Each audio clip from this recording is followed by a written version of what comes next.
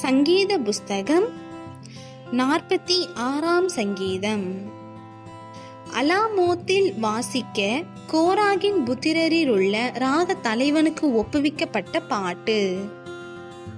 தேவன் நமக்கு அடைக்கலமும் பெலனும் ஆபத்து காலத்தில் அனுகூலமான துணையுமானவர்.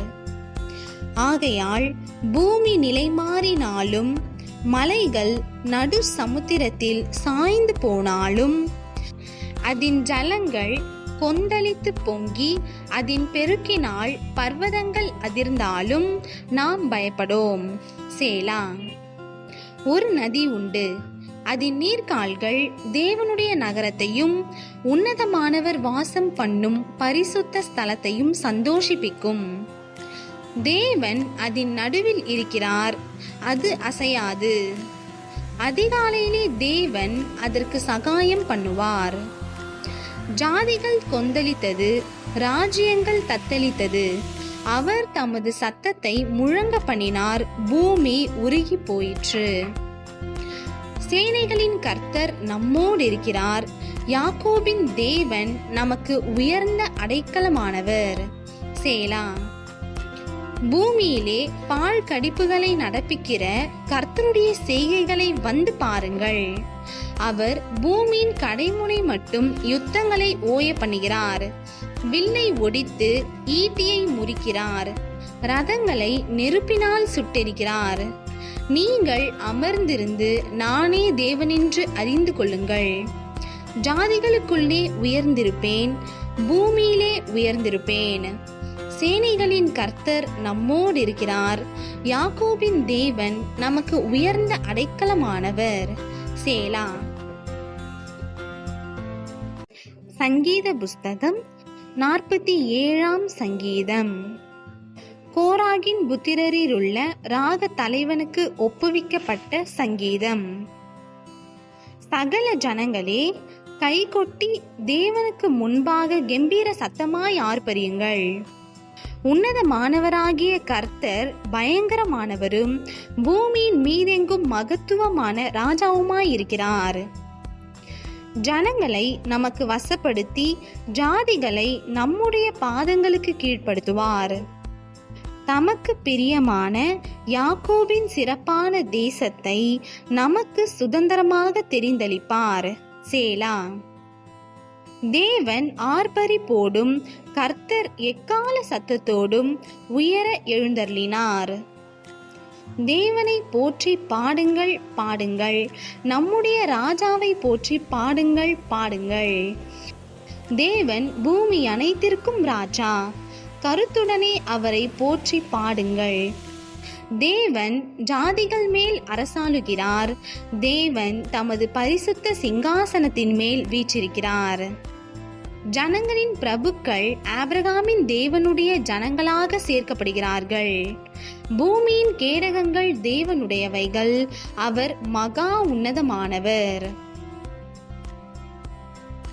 சங்கீத புஸ்தகம் 48ஆம் சங்கீதம். கோராகின் புத்திரருக்கு ஒப்புவிக்கப்பட்ட சங்கீத பாட்டு. கர்த்தர் பெரியவர், அவர் நமது தேவனுடைய நகரத்திலும் தமது பரிசுத்த பர்வதத்திலும் மிகவும் துதிக்கப்படத்தக்கவர்.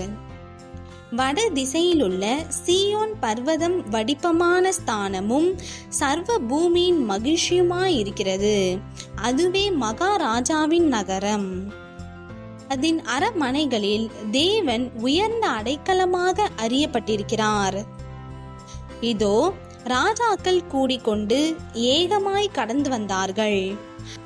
அவர்கள் அதை கண்டபோது பிரமித்து கலங்கி விரைந்தோடினார்கள். அங்கே நடுக்கங்கொண்டு பிரசவ வேதனைப்படுகிற ஸ்திரீயை போல வேதனைப்பட்டார்கள். கீழ்காற்றினால் தர்ஷீஷின் கப்பல்களை நீர் உடைக்கிறீர். நாம் கேள்விப்பட்டபடியே நமது தேவனுடைய நகரமாகிய சேனைகளுடைய கர்த்தரின் நகரத்திலே கண்டோம். தேவன் அதை என்றென்றைக்கும் ஸ்திரப்படுத்துவார். சேலா. தேவனே, உமது ஆலயத்தின் நடுவிலே உமது கிருபையை சிந்தித்துக் கொண்டிருக்கிறோம். தேவனே, உமது நாமம் விளங்குகிறது போல உமது புகழ்ச்சியும் பூமியின் கடையாந்தரங்கள் பரியந்தமும் விளங்குகிறது. உமது வலது கரம் நீதியால் நிறைந்திருக்கிறது. உம்முடைய நியாய தீர்ப்புகளின் நிமித்தம் சீயோன் பர்வதம் மகிழ்வதாக. யூதாவின் குமாரத்திகள் களி கூறுவார்களாக. சீயோனை சுற்றி உலாவி அதன் கொத்தளங்களை எண்ணுங்கள். பின்வரும் சந்ததிக்கு நீங்கள் விவரிப்பதற்காக அதன் அலங்கத்தை கவனித்து அதன் அரண்மனைகளை உற்று பாருங்கள். இந்த தேவன் என்றென்றைக்கும் உள்ள சதா காலங்களிலும் நம்முடைய தேவன். மரண பரியந்தம் நம்மை நடத்துவார். சங்கீத புஸ்தகம் 49ஆம் சங்கீதம். கோராகின் புத்திரரிலுள்ள ராக தலைவனுக்கு ஒப்புவிக்கப்பட்ட சங்கீதம். ஜனங்களே, நீங்கள் எல்லாரும் இதை கேளுங்கள். பூமியின் குடிகளே, சிறியோரும் பெரியோரும் ஐஸ்வர்யவான்களும் எளியவர்களும் ஆகிய நீங்கள் எல்லாரும் ஏகமாய் செவி கொடுங்கள். என் வாய் ஞானத்தை பேசும், என் இருதயம் உணர்வை தியானிக்கும். என் செவியை உவமை மொழிக்கு சாய்த்து என் மறைப்பொருளை சுரமண்டலத்தின் மேல் வெளிப்படுத்துவேன். என்னை தொடருகிறவர்களுடைய அக்கிரமம் என்னை சூழ்ந்து கொள்ளும் தீங்கு நாட்களில் நான் பயப்பட வேண்டியதென்ன? தங்கள் செல்வத்தை நம்பி தங்கள் திரளான ஐஸ்வர்யத்தினால் பெருமை பாராட்டுகிற ஒருவனாவது தன் சகோதரன் அழிவை காணாமல் இனி என்றைக்கும் உயிரோடு இருக்கும்படி எவ்விதத்தினாலாவது அவனை மீட்டு கொள்ளவும் அவன் நிமித்தம் மீட்கும் பொருளை தேவனுக்கு கொடுக்கவும் கூடாதே. அவர்கள் ஆத்தும மீட்பு மிகவும் அருமையாயிருக்கிறது, அது ஒருபோதும் முடியாது. ஞானிகளும் மரித்து அஞ்ஞானிகளும் நிர்மூடரும் ஏகமாய் அழிந்து தங்கள் ஆஸ்தியை மற்றவர்களுக்கு வைத்து போகிறதை காண்கிறான். தங்கள் வீடுகள் நித்திய காலமாகவும் தங்கள் வாசஸ்தலங்கள் தலைமுறை தலைமுறையாகவும் இருக்கும் என்பது அவர்கள் உள்ளத்தின் அபிப்பிராயம். அவர்கள் தங்கள் நாமங்களை தங்கள் நிலங்களுக்கு தரிக்கிறார்கள். ஆகிலும் கனம் பொருந்தியவனாயிருக்கிற மனுஷன் நிலைத்திருக்கிறதில்லை, அழிந்து போகும் மிருகங்களுக்கு ஒப்பாயிருக்கிறான். இதுதான் அவர்கள் வழி, இதுதான் அவர்கள் பைத்தியம். ஆகிலும் அவர்கள் சந்ததியார் அவர்கள் சொல்லை மெச்சிக் கொள்ளுகிறார்கள். சேலா. ஆட்டு மந்தையை போல பாதாளத்திலே கிடத்தப்படுகிறார்கள். மரணம் அவர்களை மேய்ந்து போடும். செம்மையானவர்கள் அதிகாலையில் அவர்களை ஆண்டு கொள்வார்கள். அவர்கள் தங்கள் வாசஸ்தலத்தில் நிலைத்திருக்க கூடாதபடி அவர்களுடைய ரூபத்தை பாதாளம் அழிக்கும். ஆனாலும் தேவன் என் ஆத்துமாவை பாதாளத்தின் வல்லமைக்கு தப்புவித்து மீட்பார். அவர் என்னை ஏற்றுக்கொள்வார். சேலா. ஒருவன் ஐஸ்வர்யவானாகி அவன் வீட்டின் மகிமை பெருகும்போது நீ பயப்படாதே. அவன் மரிக்கும்போது ஒன்றும் கொண்டு போவதில்லை. அவன் மகிமை அவனை பின்பற்றி செல்வதும் இல்லை. அவன் உயிரோடு இருக்கையில் தன் ஆத்துமாவை வாழ்த்தினாலும் நீ உனக்கு நன்மையை நாடினாய் என்று மனுஷர் அவனை புகழ்ந்தாலும் அவன் என்றென்றைக்கும் வெளிச்சத்தை காணாத தன் பிதாக்களின் சந்ததியை சேருவான். கனம் பொருந்தினவனாய் இருந்தும் அறிவில்லாத மனுஷன் அழிந்து போகும் மிருகங்களுக்கு ஒப்பாயிருக்கிறான். சங்கீத புஸ்தகம் 50ஆம் சங்கீதம். ஆசாபின் சங்கீதம்.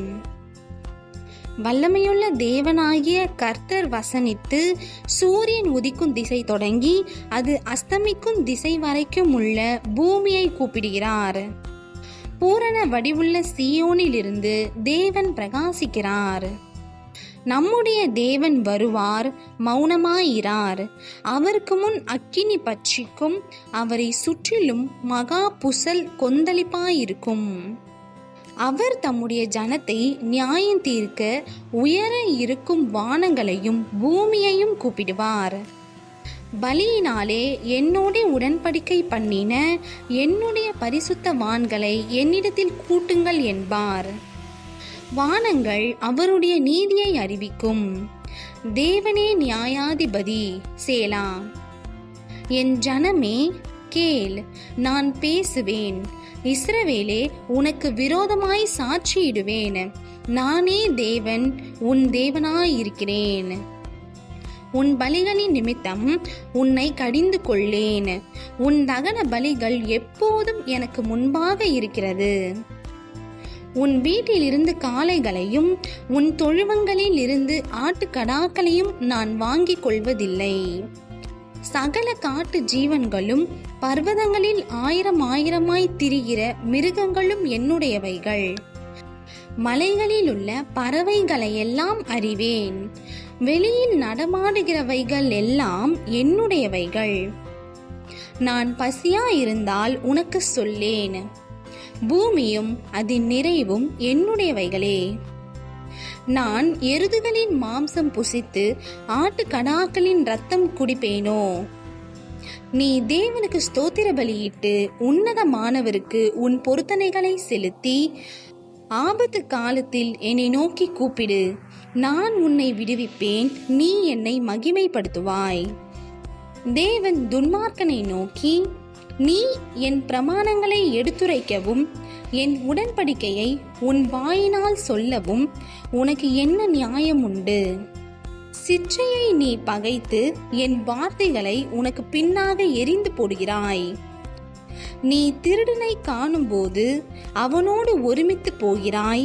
விபச்சாரரோடும் உனக்கு பங்குண்டு. உன் வாயை பொல்லாப்புக்கு திறக்கிறாய். உன் நாவு சற்பனையை பிணைக்கிறது. நீ உட்கார்ந்து உன் சகோதரனுக்கு விரோதமாய் பேசி உன் தாயின் மகனுக்கு அவதூறு உண்டாக்குகிறாய். இவைகளை நீ செய்யும்போது நான் மௌனமாயிருந்தேன். உன்னை போல் நானும் இருப்பேன் என்று நினைவு கொண்டாய். ஆனாலும் நான் உன்னை கடிந்து கொண்டு அவைகளை உன் கண்களுக்கு முன்பாக ஒவ்வொன்றாக நிறுத்துவேன். தேவனை மறைக்கிறவர்களே, இதை சிந்தித்துக் கொள்ளுங்கள். இல்லாவிட்டால் நான் உங்களை பீறி போடுவேன், ஒருவரும் உங்களை விடுவிப்பதில்லை. ஸ்தோத்திர பலியிடுகிறவன் என்னை மகிமைப்படுத்துகிறான். தன் வழியை செவ்வைப்படுத்துகிறவனுக்கு தேவனுடைய இரட்சிப்பை வெளிப்படுத்துவேன் என்று சொல்லுகிறார்.